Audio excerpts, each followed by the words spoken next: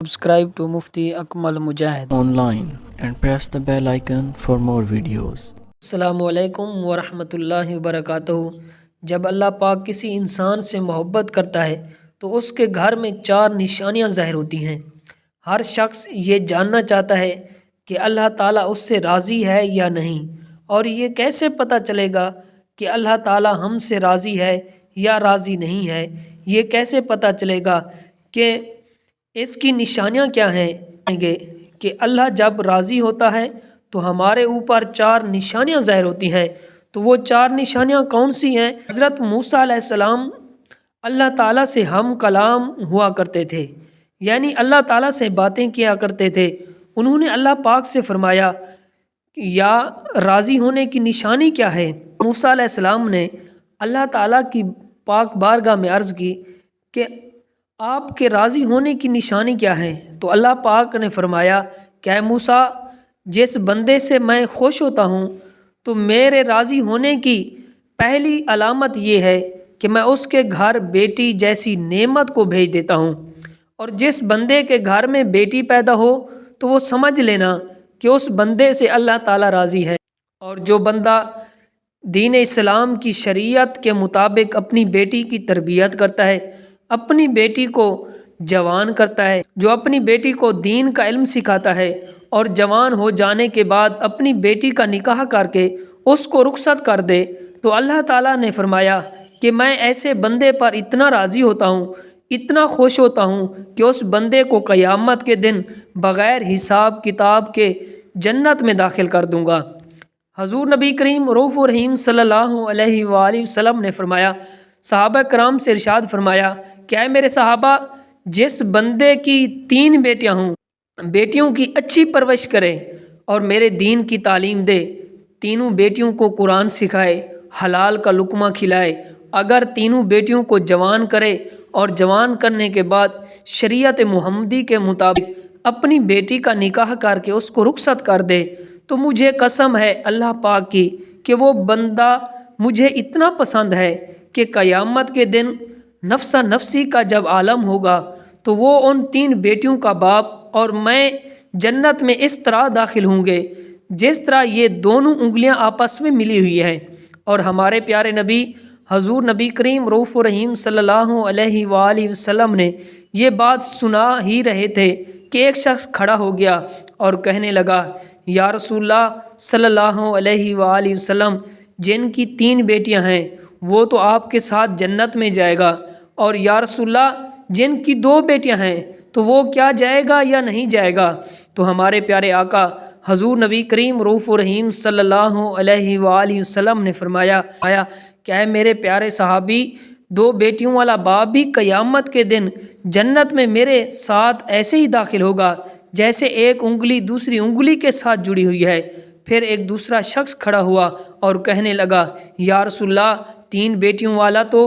جنت میں چلا گیا، 2 بیٹیوں والا بھی جنت میں چلا گیا، لیکن یا رسول اللہ میری تو صرف ایک ہی بیٹی، میں آپ کے ساتھ جنت میں نہیں جاؤں گا، یا رسول اللہ اس نعمت سے کیا میں محروم ہو جاؤں گا؟ تو ہمارے پیارے آقا حضور نبی کریم رؤوف الرحیم صلی اللہ علیہ وآلہ وسلم نے فرمایا، اے میرے صحابی، جس شخص کی ایک بیٹی بھی کیوں نہ ہو، اگر وہ حلال کا لقمہ کھلائے، اپنی بیٹی کو حلال کھلائے، اپنی بیٹی کو جوان کرے اور دین کی تعلیم دے، اس کا نکاح کر کے اس کی رخصتی کرے گا، تو ایک بیٹی والا بھی قیامت کے دن جنت میں میرے ساتھ ایسے ہی ہوگا جیسے 2 انگلیاں ایک دوسرے کے ساتھ جڑی ہوئی ہیں۔ پھر تیسرا شخص کھڑا ہوا اور رونے لگا، اس کی آنکھوں میں آنسو جاری ہوئے۔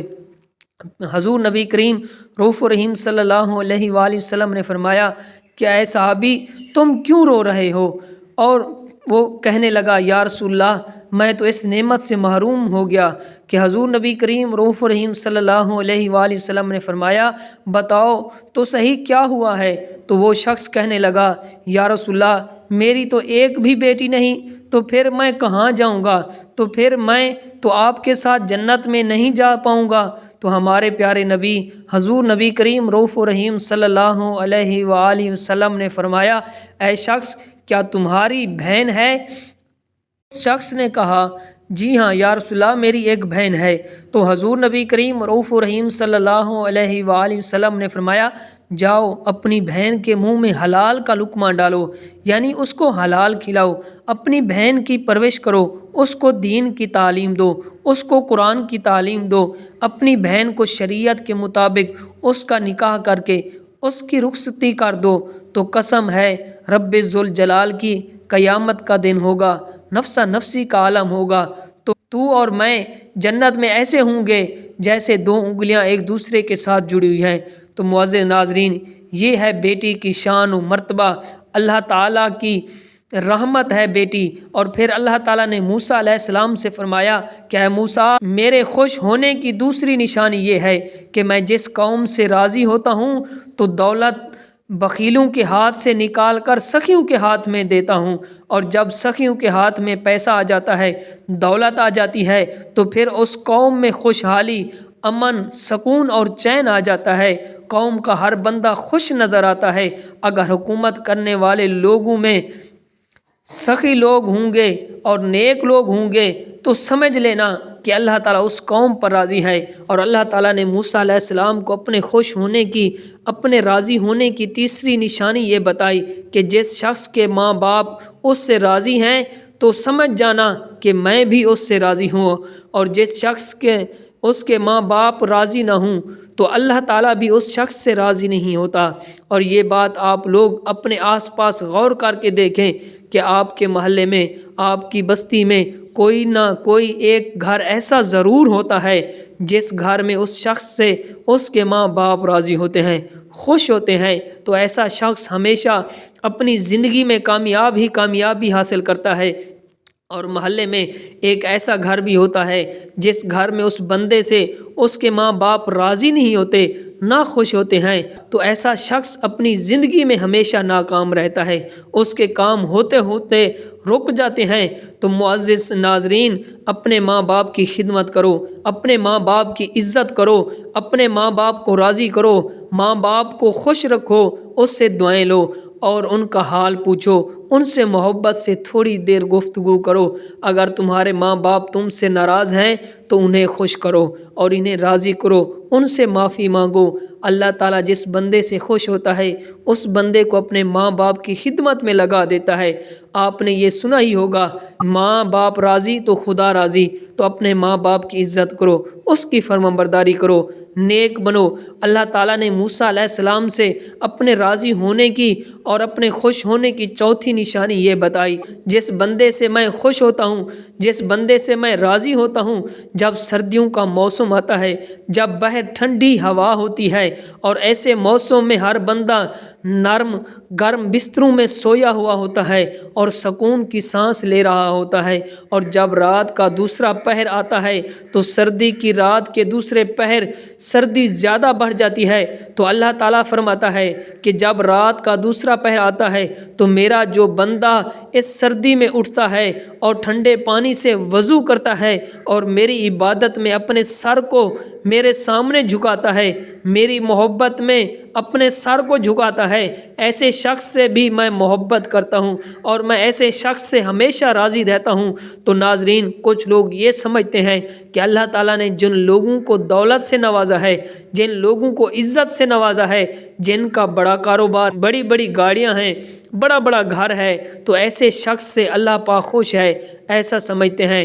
لیکن ایسا نہیں ہوتا، کیونکہ اللہ تعالیٰ جس سے راضی ہوتا ہے اس کا امتحان لیتا ہے، اور اللہ تعالیٰ جو چاہے وہ کر سکتا ہے، جس سے محبت کرتا ہے اس کو آزماتا بھی ہے، اور اسے گاڑی، بنگلہ، عزت، کاروبار، پیسہ، دولت، یہ ساری چیزیں اللہ تعالیٰ کے راضی ہونے یا خوش ہونے کی نشانیں نہیں۔ آپ حضرات ابراہیم علیہ السلام کی زندگی دیکھیں کہ آپ کو ایک چیز سے پتہ چلے گا کہ ابراہیم علیہ السلام اکیلے تھے جو اللہ پر ایمان رکھتے تھے، بتوں کی پوجا نہیں کرتے تھے، اس لیے ان کے والد بھی ان کے خلاف ہوئے، انہیں آگ میں ڈالا گیا، ان کے لوگ ان کے خلاف ہو گئے۔ سوچو، اللہ تعالیٰ ان سے اتنی محبت کرتا تھا، ان کے ساتھ ایسے ایسے معاملے ہوئے، اللہ کی طرف سے آزمائشیں تھیں، اور حضرت ابراہیم علیہ السلام نے ہر آزمائش کو ایمان کے ساتھ، صبر کے ساتھ، اللہ تعالیٰ پر یقین کے ساتھ پورا کیا، اور آج ہم یہ کہتے ہیں کہ جس شخص کے پاس اچھا کاروبار ہے، دولت ہے، بڑی گاڑی ہے، بڑے بنگلے ہیں، بڑی زمینیں ہیں، جائیدادیں ہیں، تو اللہ تعالیٰ اس سے محبت کرتا ہے، ایسا نہیں، لیکن یہ نشانی نہیں، بلکہ اگر آپ صحیح سلامت ہیں، آپ کا جسم صحیح سلامت ہے، آپ صحیح سلامت ہیں، آپ کے گھر میں رہنے والے صحیح سلامت ہیں، آپ کے ماں باپ صحیح سلامت ہیں، آپ کو اولاد جیسی نعمت سے اللہ تعالیٰ نے نوازا ہے، آپ تھوڑا ہی کماتے ہیں لیکن حلال کماتے ہیں، تو پھر اللہ تعالیٰ آپ سے راضی ہوتا ہے، خوش ہوتا ہے۔ یہ بھی اللہ تعالیٰ کی نعمتیں ہیں جو اللہ تعالیٰ نے آپ سے راضی ہو کر آپ کو دی ہیں۔ ضروری نہیں کہ اللہ تعالیٰ جس شخص سے راضی ہو اسے دولت دے دے، اسے گاڑی دے دے، بنگلہ دے دے، دنیا کی عیش و آرام دے دے۔ اللہ تعالیٰ ہر شخص کو ہر طرح سے آزماتا ہے۔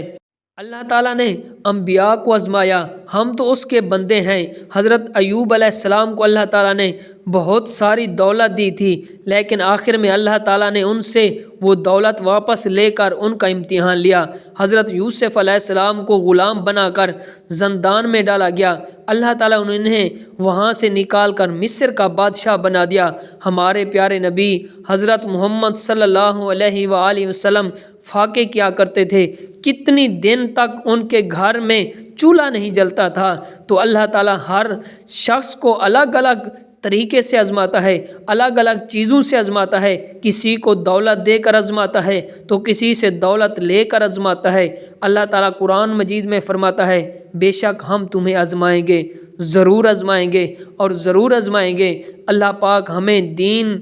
دین اسلام پر ثابت قدم رہنے کی توفیق عطا فرمائے اور ہمیں نیکوکاروں میں شامل کرے، آمین۔ Subscribe to Mufti Akmal Mujahid online and press the bell icon for more videos.